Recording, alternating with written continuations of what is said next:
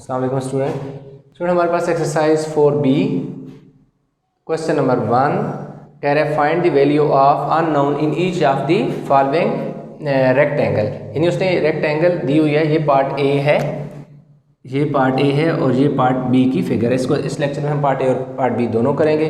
वो उसने कहा जो स्टेटमेंट है वो कहता है find the value of unknown in each of the following rectangles की। ये जो नीचे रेक्टेंगल दे दी गई हैं इनमें आपने जो वैल्यू है अननोन उनको फाइंड करना है। जैसे इसमें हमारे पास ए है और ये क्या है बी है, इन दोनों वैल्यू को हमने क्या करना है फाइंड करना है।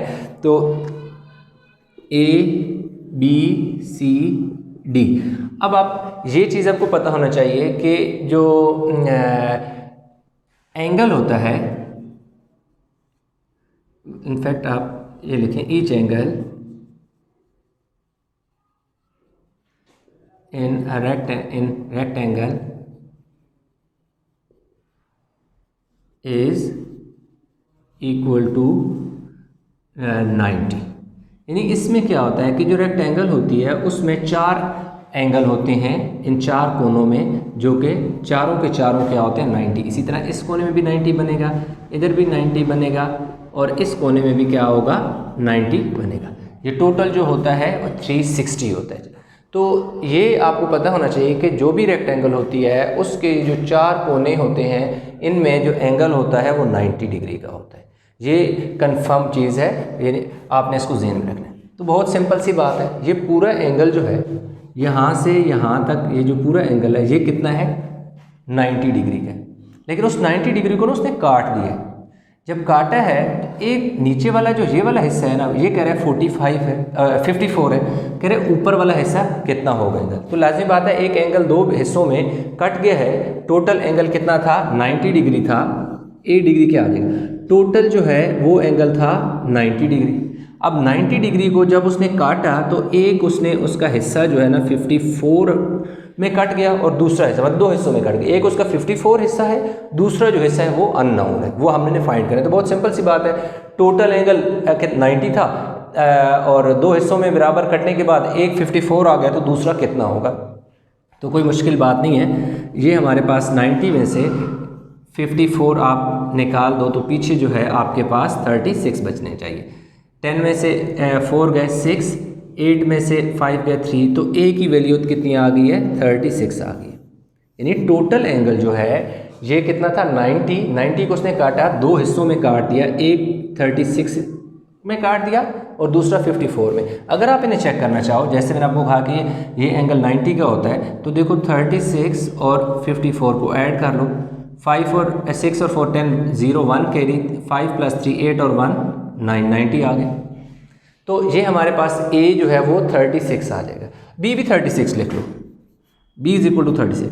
अब b 36 लिख लो, क्यों लिख लो उसकी रीज़न है, और b आएगा ही 36 इसलिए कि ये जो एंगल है आपका a, वो एंगल है a और b आपस में एंगल, बल्कि इस तरह नहीं, थोड़ा सा उसको सिंप्लीफाई करके जो है लिख लो बेहतर है। थोड़ा आप पहले लिखो angle A is equal to angle B और उसके आगे हम लिख लेंगे अल्टरनेट एंगल, कि ये अल्टरनेट एंगल है। एक लाइन है, यूँ एक लाइन अगर हो, एक एंगल इस तरफ बन इधर बन रहा है, उसी के दूसरी साइड पे नीचे को बन रहा है, यानी उसकी अपोजिट डायरेक्शन में बन रहा है। यूँ भी बन सकता है, मतलब इधर भी इधर बना है तो दूसरा इस तरफ बनेगा। तो ये एंगल 1 में से कहूँ, इसे एंगल में एक और एंगल 2 कह देता हूँ, ये 3 है और ये 4 है। तो एंगल 1 जो है एंगल 4 के इक्वल होगा और एंगल 2 जो है वो एंगल 3 के इक्वल होगा, क्योंकि ये अल्टरनेट एंगल है। तो जब भी एक लाइन आपके पास यूँ है, उसके साथ यहाँ जो एंगल बन रहा है वो इस वाले एंगल के इक्वल होगा, इसे कहते हैं अल्टरनेट एंगल। इसी तरह अगर एक इस तरफ बन रहा है तो दूसरा जो इस तरफ बन रहा होगा वो एंगल इसके, यानी 1 है तो ये 2 है तो 1 और 2 इक्वल है क्योंकि अल्टरनेट है, और इधर मैं 3 दे दूँ, इधर 4 दे दूँ, 3 और 4 आपस में क्या है इक्वल है क्योंकि अल्टरनेट एंगल है। इसलिए ए जो है वो बी के इक्वल है क्योंकि ये दोनों एंगल अल्टरनेट एंगल है। अगर अल्टरनेट एंगल है तो इसका मतलब है कि बी जो है b is equal to B हमारे पास क्या आ जाएगा 36 आ जाएगा। तो a और b दोनों की वैल्यू 36 आ जाएगी। इस तरह हमारे पास जो क्वेश्चन नंबर 1 था उसका पार्ट ए हमने कर लिया। वीडियो को पास करके आप ये जो है काम उतार लें ताकि जो इसका पार्ट बी है इसी जो वीडियो है इसी में मैं कंप्लीट करा दूँ। आई होप कि आप लोगों ने ये क्वेश्चन जो है वो उतार लिया होगा। अभी हम करेंगे पार्ट इसी का पार्ट बी कर लेते हैं, तो इसको हम इसकी रेज कर देते हैं पूरा क्वेश्चन। अच्छा, अब हमारे पास जो इसका पार्ट बी है उसमें हमें क्या कह रहा है कि सी फाइंड करो और डी फाइंड करो। अब आपको थोड़ी देर पहले मैंने क्या लिखा था कि मैं फिर दोबारा लिख देता हूँ, each angle in a rectangle is equal to 90 degree, कि जो हर एंगल होता है, टोटल 4 एंगल होते हैं, ये वाला एंगल, ये वाला एंगल, ये वाला एंगल और ये वाला एंगल, ये 90 के होते हैं। ये टोटल जो एंगल होते हैं ये 90 डिग्री के होते हैं। तो उसके बाद इसको काट के मज़ीद जो भी किए गए सिंपल जो आपके पास क्या है, एक अगर रेक्टेंगल है तो उसमें ये जो 4 एंगल होते हैं ये 90 के होते हैं तमाम। ये भी 90 का होगा, ये भी 90 का होगा, ये भी 90 का होगा, ये भी 90, यानी A B C D, A B C D, ये 4 क्या होंगे, 90 होंगे। अब अगर इसको मैं यहाँ से काट देता हूँ तो लाजिम बात है ये एंगल कट जाएगा। इसी तरह अगर मैं इसको इधर काट के तो इधर ले जाता हूँ, जिस तरह भी काट देता हूँ बाद में वो जो है अगर 2 हिस्सों में कट जाएगा, 3 में तो 3 में हो जाएगा। तो हर एंगल जो होता है वो 90 का है। तो अगर आप देखें यहाँ पर जो एंगल बनेगा ये वाला, यहाँ पर कितना एंगल आएगा अभी हम फाइंड करेंगे, क्योंकि ये वाला जो पोर्शन है ये 39 है, ये 39 है। तो टोटल कितना है हमारे पास 50 है। टोटल हमारे पास क्या है 50 है। ये वाला पॉइंट क्या है हमारे पास है ई है। अब जो है अगर मैं एंगल लिखूं डी सी ई, तो ये देखो मैंने ऊपर एक जो है कैप सी डाल दी, यूँ सिंबल जो है कि एंगल सी जो है वो कितना बनेगा 90 minus 39, that is equal to, ये ई है, ठीक है जी, 51 डिग्री। ये वाला जो है मेरे पास क्या आ गया है 51। क्यों, टोटल 90 था, 90 में से मैंने क्या कर दिया, ये वाला जो पोर्शन है ये निकाल दिया, तो हमारे पास डी सी ई, यानी जब मैं यहाँ से यहाँ और यहाँ से आ जाऊँगा तो ये वाला एंगल बीच में आएगा, तो ये 51 आ गया। अब 51 आ गया तो अब मैं लिखूँगा C is equal to 51 degree, और इसके आगे क्या करूँगा कि बल्कि इससे पहले मैं इस एंगल के साथ आपको लिख के बता दूँ ताकि थोड़ा आपको बेहतर समझ जाए। उसमें क्या है कि G D C E is equal to B E C alternate angle. कैसे, अभी देखो डी से सी और सी से ई तक आप आओ तो ये वाला एंगल आता है, बी से ई और ई से सी की तरफ जाओ तो ये सी है। ये इक्वल है। क्यों इक्वल है, क्योंकि ये दोनों एक दूसरे के अल्टरनेट एंगल है।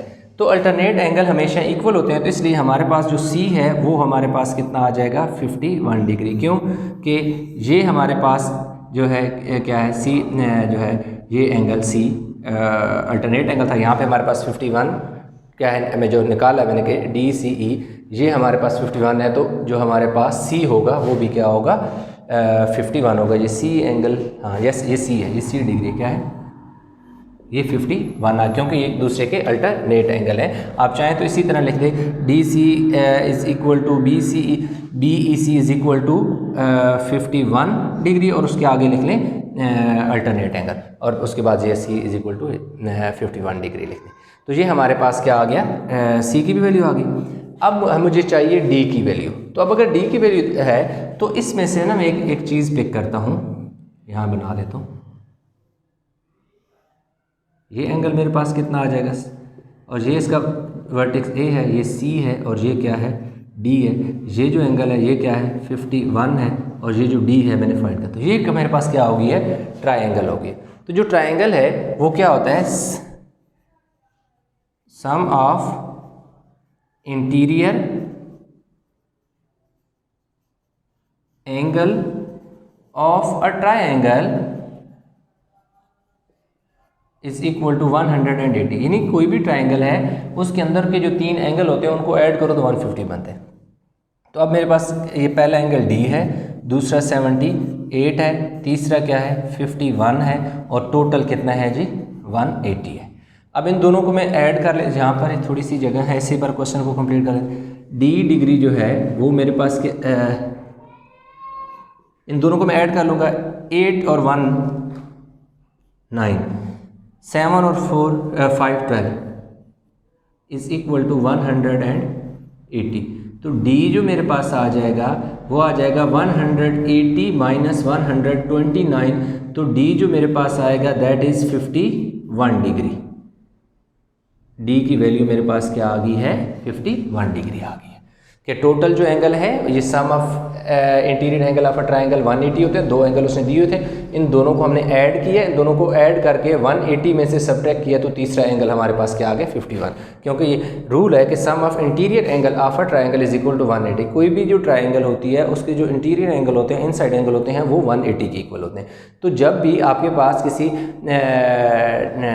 में दिया हो ट्रायंगल में 180 तो आप निकाल सकते हैं। एक और चीज़ भी, जैसे यहाँ पर हमने ये क्वेश्चन किया, ये उसने क्या दिया हुआ था, फाइंड करना था हमने ना, और ये उसने 39 दिया था। तो मैंने इस मेथड से किया कि मैंने क्या किया, 90 में से 39 निकाला, तो ये मेरे पास 51 आ गया, और इसी को मैंने अल्टरनेट बना के लिख दिया। अदरवाइज़ आप चाहें तो आप इसको इस तरह भी कर सकते हैं कि आप ये आपके पास ट्राइंगल बन जाएगी EBC, ये 39 है, और ये वाला एंगल आपका कितना हो जाएगा 90 हो जाएगा। ये वाला आपका कितना 90 हो जाएगा, तो ये वाला एंगल जो है C आपने फाइंड करना होगा। तो आप सम ऑफ, यही फार्मूला लगा दें, sum of interior angle of a triangle is equal to 180। तो इन दोनों को ऐड करने के करें, 39 को देखो मैं क्या करता हूँ, 39 और 90 को मैं ऐड कर देता हूँ, 129 आ जाएगा। अब 129 को अगेन जो है मैं क्या करूँगा, 180 में से करूँगा तो 51, इस तरह भी 51 आ जाएगा। आप जिस यहाँ मैंने इस तरीके से करा, आप इस तरह कर लें तब भी ठीक है। अदरवाइज़ ये जो आपने लिखा है, each angle of rectangle is equal to 90 degree, हर एंगल जो होता है 90, तो इसका मतलब है ये 90 एंगल है, ये 39 है, ये दोनों दिए हुए हैं, इन दोनों को ऐड करें, ऐड करने के बाद 180 से माइनस करें तो ये वाला एंगल आपके पास क्या हो जाएगा, आ जाएगा। तो आई होप कि आपको क्वेश्चन जो है समझ आ गया होगा। अगर इस क्वेश्चन में किसी जगह कन्फ्यूजन है तो नीचे कमेंट में जो है आप पूछ सकते हैं, और वीडियो अच्छी लगी तो लाइक कीजिएगा, शेयर कीजिएगा, और चैनल को सब्सक्राइब नहीं किया तो चैनल को ज़रूर सब्सक्राइब कीजिएगा।